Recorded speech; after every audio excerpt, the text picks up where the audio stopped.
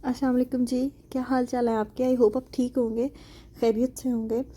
और सबसे पहले तो मेरी तरफ से सबको रमज़ान की बहुत बहुत मुबारक हो। बस रमज़ान अराउंड द कॉर्नर है, बस आ ही गया समझें। अल्लाह ताला बरकतों और अपनी रहमतों के ख़जाने से भरा हुआ रमज़ान थे हमें। तो सबसे पहले आज मैंने सोचा कि मैं व्लॉग एक शेयर करती हूँ, जो इसमें मेरी किचन रूटीन के बारे में मैं बताऊँगी। तो नाश्ते से शुरू करते हैं। तो मेरे पास आलू पालक का सालन पड़ा हुआ था, तो उससे मैंने पराठा बना लिए सुबह अपने हस्बैंड के लिए, because is going to office. और साथ में मैंने ये इमली आलू बुखारे की चटनी उनको दे दी। इमली आलू बुखारे की चटनी मैंने खुद बनाई है, अगर आप चाहें तो मैं इसका जो है डिस्क्रिप्शन में लिंक डाल दूँगी, आप भी ज़रूर बना सकते हैं। तो उनको नाश्ता देने के बाद फिर बारी आती है मेरी और मेरी बेटी के नाश्ते की। तो बेटी के लिए तो मैं हमेशा दलिया बनाती हूँ मोस्टली, या सिरेलैक सुबह में, या फिर ओट्स का दलिया। इसकी भी मैंने रेसिपी शेयर की हुई है, आप चाहें तो देख सकते हैं और मेरे चैनल पे। और ये मेरा उनका इसका दलिया बन गया, साथ में मेरी चाय बन गई। तो हमने नाश्ता कर लिया। इसके बाद मुझे था कि दोपहर में मेरे मियाँ जल्दी आ जाएंगे, इस वजह से मैंने खाना भी साथ ही सालन जो है वो बनाना शुरू कर दिया था। तो मैं शलजम गोश्त बना रही हूँ। तो उस मीनवाइल मैंने बाहर आके देखा, तो बच्चों वाले घर में, आप जानते मेरी एक ही बेटी है, लेकिन उसने जो है वो घर का हर वक्त तिया पाँचा करके रखती है। तो जिसके भी बच्चे जानते हैं कि घर जो है वो बच्चों की मौजूदगी में आप साफ़ नहीं रख सकते। तो I just went in after सब चीज़ें इकट्ठी करने के बाद 3 से 4 मिनट के बाद बाहर आई हूँ। तो ये बिल्कुल बाज़ार लगा हुआ था बाहर। बहरहाल ये बच्चों की रौनकें होती हैं। अल्लाह ताला सबको औलाद की नेमत से जो है अता फरमाए, औलाद की नेमत इंशाल्लाह। और अभी मेरे पास एलोवेरा था। एलोवेरा जो है अगेन जो मेरे हस्बैंड है वो ही ईट्स इट, और it's very good for digestion. आप इसका स्लाइमी नेचर से ही आप इसका अंदाज़ा लगा सकते हैं कि आप जो हैं वो कितना बेनिफिट में रहेंगे अगर आप एलोवेरा को अपने डाइट का हिस्सा बना लेते हैं, क्योंकि ये आपकी डाइजेशन के लिए बेहतरीन है। और आपकी स्किन और बालों के लिए तो वैसे ही इसके बड़े फ़ायदे हैं। आप किसी भी स्किन प्रोडक्ट जो एलोवेरा पे बेस्ड होती हैं, आप पढ़ सकते हैं कि इसके कितने फ़ायदे हैं।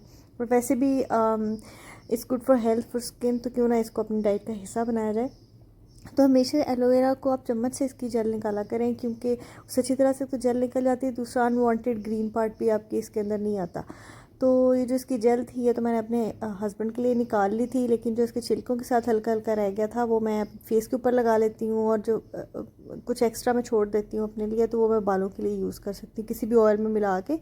तो मैं उसको बालों के लिए यूज़ कर लेती हूँ ग्राइंड करके, और फेस के ऊपर लगाती हूँ। और मैं कोई 1 माह से ये काम कर रही हूँ कि मैं फेस के ऊपर हमेशा ये जो छिलके से बची हुई स्लाइम होती है, ये मैं ज़रूर लगाती हूँ चेहरे पे ऊपर जेल जो है। और इससे मेरे पोर्स बड़े ही कम कर दिए हैं, literally it's a pore eraser है मस्त से। और मॉइस्चराइज़ करती है आपकी स्किन को, क्योंकि यहाँ सऊदीया के जो मौसम है बड़ा ड्राई है, और ऊपर से एसीज़ की वजह से भी जो घर के अंदर का जो होता है क्लाइमेट आप कह लें, तो वो भी बड़ा ड्राई हो जाता है, वो मॉइस्चर सारा खींच लेता है आपकी स्किन का। तो you need to moisturise your skin. तो वो ये बहुत आपको हाई मॉइस्चर देता है। और बगैर मैं इसमें कुछ भी नहीं मिलाती हूँ, सिर्फ ऐसे चेहरे पे लगा लेती हूँ। जब चेहरे पे थोड़ी खिंचाव आने लगता है मेरे, तो मैं थोड़ा सा पानी से उसको मॉइस्ट कर लेती हूँ, फिर मैं उसको धो लेती हूँ। It's very good. तो खाने के लिए तो आप इसके अंदर थोड़ा सा लेमन डालें और थोड़ी सी काली मिर्च डालें, तो ये आपके खाने के लिए तैयार हो जाता है। और ये बिल्कुल भी कड़वा नहीं लगता अगर आप इसके अंदर लेमन और काली मिर्च डालें। काली मिर्च वैसे भी एंटीबैक्टीरियल होती हैं, तो इट्स वेरी गुड। तो आपको भी चाहिए कि जिसको भी थोड़ा स्टमक का कोई भी इशू है, या वैसे भी आप इसको अपनी डाइट का ज़रूर हिस्सा बनाएं। इतना मत खाएं, 1-2 पीसेस ले लें, लेकिन इट्स वेरी नाइस। तो इसके बाद शाम के लिए मैं अपनी बेटी के लिए बना रही थी सूजी। पहले मुझे सूजी बनानी नहीं आती थी, अब भी वो इतनी ख़ास नहीं आती, लेकिन बच्ची के लिए इतनी ज़रूरत है कि पक्की हुई चीज़, तो वो मैं बना लेती हूँ।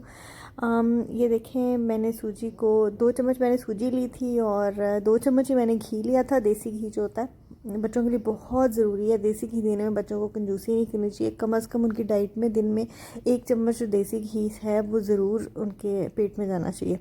तो 2 चम्मच मैंने सूजी ली थी, और इतना उसमें घी डाला कि वो इस तरह से मॉइस्ट हो गई। और इसका कलर चेंज होने का वेट करना है हमने। अपने आँच बहुत तेज़ मत रखी है, क्योंकि ये फ़ौरन से जब कलर चेंज करती है तो उसके फ़ौरन बाद ही जल भी जाती है, इट टेक्स सेकंड्स। तो आपको थोड़ा मॉडरेट ही फ्लेम रखना है और कंट्रोल रखना है। इसको चम्मच हिलाते रहें। और ये देखें, इसने कलर चेंज कर लिया सूजी ने। इस पॉइंट पे आप अगर पानी वाली बनानी है तो पानी डालें, अगर आपने दूध वाली बनानी है तो दूध डालें। मैं इसमें दूध ऐड कर रही हूँ। अब दूध कितना डालेंगे, जितने चम्मच आपने सूजी लेनी है उतने कप आपने पानी या दूध डालना है। जैसे मैंने 2 चम्मच सूजी ली तो मैंने 2 से 2.5 कप जो है मैंने दूध डाला है इसके अंदर। और फिर आप इसको थोड़ा सा हिलाएं और पकने के लिए रख दें। अब इसमें चीनी कितनी डालनी, वैसे मोस्टली जब सूजी का हलवा बनाते हैं तो आप जानते हैं कि शीरा बना के इसमें ऐड किया जाता है। मतलब हमारे घरों में इसी तरह से एक अलग सा शीरा बना के इसमें ऐड करते हैं सूजी भूनने के बाद। लेकिन मैंने इसके अंदर ही चीनी डाल दी थी। और चीनी कितनी डालेंगे, जितने चम्मच आप सूजी ले रहे हैं उतने ही चम्मच आप चीनी भी डालेंगे। तो मैंने भी इसके अंदर 2 बड़े चम्मच चीनी डाल दी। मेरे पास बादाम का पाउडर पड़ा हुआ था। मैं जब भी सारा के लिए कुछ बनाती हूँ इस तरह की चीज़, दलिया या खीर वगैरह, तो मैं हमेशा उसके अंदर बादाम का पाउडर ज़रूर डालती हूँ। इट्स वेरी गुड, और नट है तो वैसे ही अच्छा है। तो मीनवाइल मेरी बेटी साहिबा जो हैं वो कार्टून्स देख रही थी। अभी तो मेरे सारे कार्टून्स जो है वो याद हो गए। तो ये डेव एंड एवा और बेबी शार्क सब याद हो गए मुझे, तो और मुझे अच्छे भी लगने लगे हैं। तो अब यह है कि देव मेरी सूजी तैयार हो गई। आपको इसका इतना ही नॉर्मल सी थिकनेस आपने इसकी रखनी है कि क्योंकि बच्चों के लिए है तो बच्चों को बहुत ज़्यादा लंपी नहीं चाहिए, तो थोड़ा सा सूजी ठीक रहता है। ये अजान की आवाज़ है।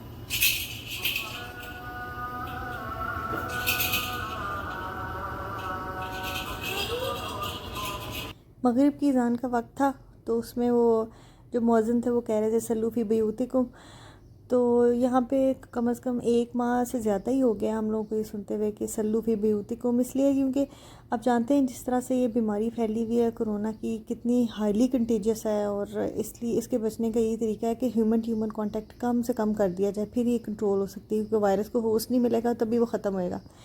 तो सब इस चीज़ पे अमल भी करते हैं। अल्लाह ताला जल्दी से इस बीमारी से निजात दे। तो अब हो गई थी शाम, तो रोटी जो है वो खाने का नहीं मूड हो रहा था। तो फिर मैंने सोचा कि सैंडविचेस बना लेती हूँ चाय के साथ। तो उसके लिए मुझे फिलिंग चाहिए थी। फिलिंग के लिए मैंने सोचा कि जी अंडा और प्याज बना लेते हैं। मोस्टली ये नाश्ते में बनाया जाता है। इसका बड़ा अच्छा नाश्ते के लिए ये एक चीज़ है अंडा प्याज। तो मैंने इसको अपने सैंडविचेस की फिलिंग के लिए, क्योंकि ये क्विक है फटाफट बन जाता है, तो मैंने यही सोचा ये बना लूँ। इसके अलावा भी नहीं था मेरे पास कुछ भी एक्स्ट्रा। और तो मैंने प्याज ली है। प्याज को मैंने सिर्फ ट्रांसल्यूसेंट करना है, इसको मैंने ब्राउन नहीं करना और ना ही इसका बिल्कुल पानी ख़त्म करना है। मैंने सिर्फ इतना कि ये थोड़ा खड़ा खड़ा रहे और पक जाए, कच्चा नहीं रहे। तो साथ में उसी को आप नमक मिर्च डाल दें जितनी भी आपकी रिक्वायर्ड आपको चाहिए, आपका टेस्ट है। साथ ही मैंने इसके अंदर अंडा डाल दिया है। अंडा मैंने डाला है पहले क्योंकि कुछ लोगों को अंडे की स्मेल अच्छी नहीं लगती, और अंडे की स्मेल पकने में, अंडे को और स्मेल जाने में थोड़ा सा टाइम लगता है। इससे मैंने पहले ही इसके अंदर जो है वो अंडा डाल दिया है।